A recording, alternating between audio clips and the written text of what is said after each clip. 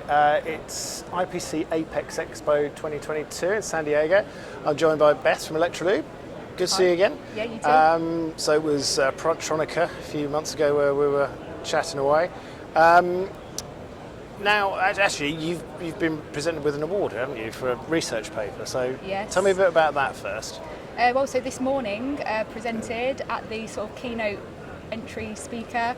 So it's the next gen best paper, so next generation best paper. So yeah, absolutely thrilled with that. I found out a few weeks ago. I was going to say when you find it, yeah. Yeah, it was a shock getting that in my email box, but yeah, great news. So it's all about bio-based encapsulation resins. That was the paper.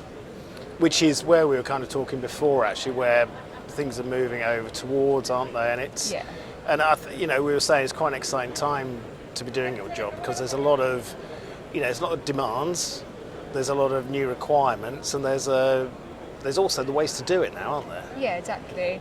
I mean, the purpose of the paper was, so for us internally, we wanted to try and look at new raw material feedstocks.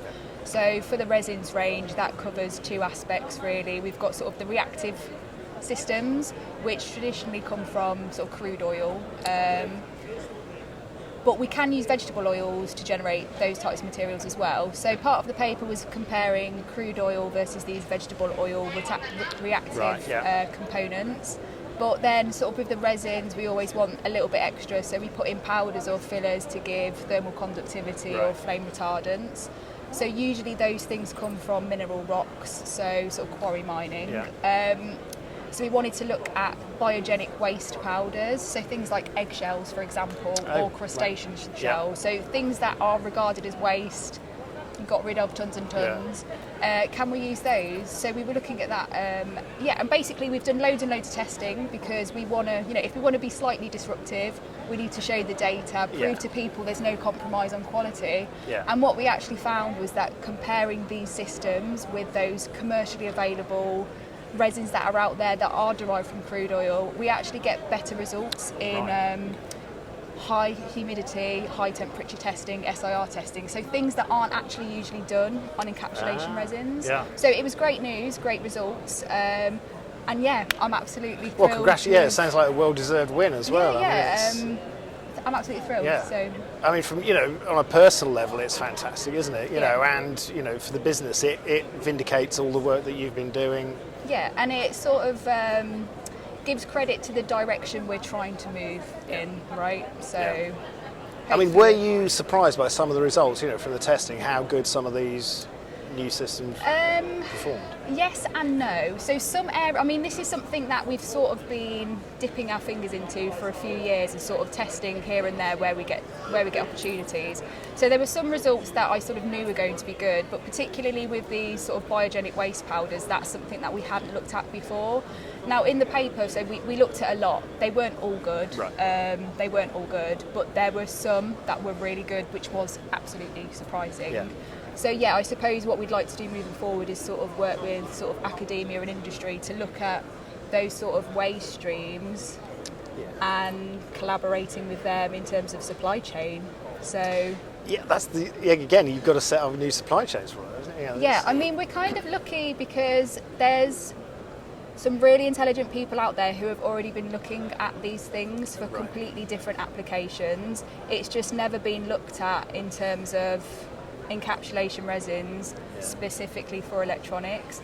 People are doing funky things like generating nanoparticles for imaging or drug delivery systems. So because of their hard work, it's kind of helped to bolster that supply chain already.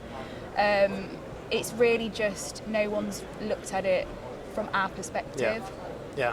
Well, that's true innovation, isn't it? I hope so. And how much of that is you keeping abreast of that kind of research? Because it's a huge field.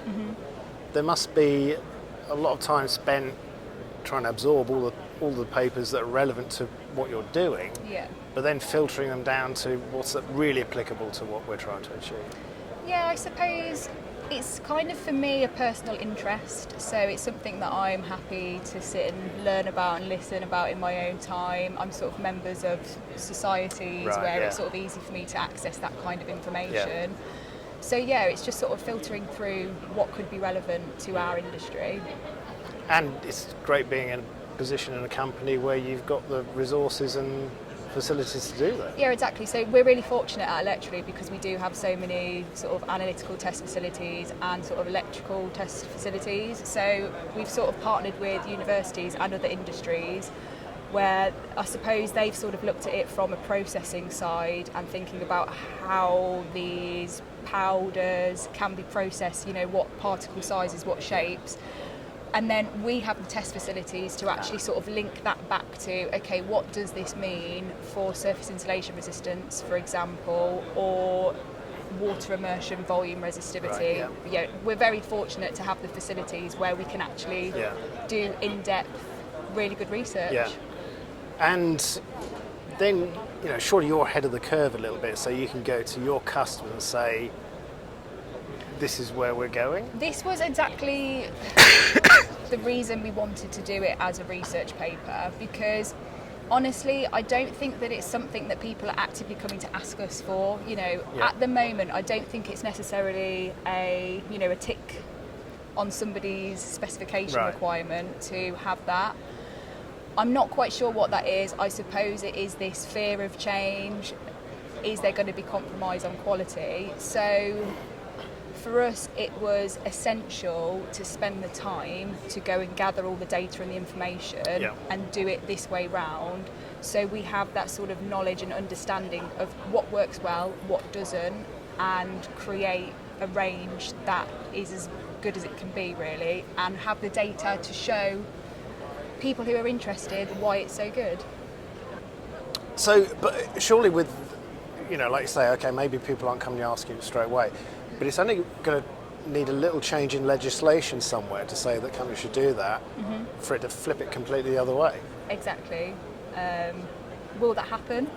Maybe, I'm not sure. But I mean, look, organisations are becoming more conscious about their global impact. Companies are sort of making promises on paper, CSR statements, ESG reports, whatever they want to call it. So I suppose if people are making these commitments, this is one of the ways that we can help them achieve that through their supply chain. And they're being asked the questions, aren't they? How sustainable are you? How, you know, environmentally aware are you?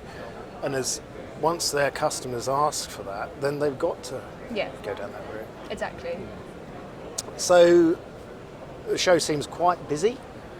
Hopefully it's going to be a good one for you. Are you know, what are you talking to people about? Bits of everything, really. Coatings as well. We've so on the same sort of, you know, theme, UVCLX. It's a conformal coating that's got quite a high bio-organic content. So yeah, I mean, really, we are talking about protection for harsh environments. That's still sort of what we're talking to people about, what we're talking to customers about. So. And that's a huge area of development for exactly. Isn't it? Yeah. I mean, we're always trying to push the boundaries of our sort of thermal conductivity as well. We've got some products on our thermal range that have got, you know, significantly higher thermal conductivity values. So that's another area where people seem to always be wanting more and more and more the next step. Yeah. So busy time for you? Yes, really busy, but that's good. Don't get bored when you're busy, do you? No.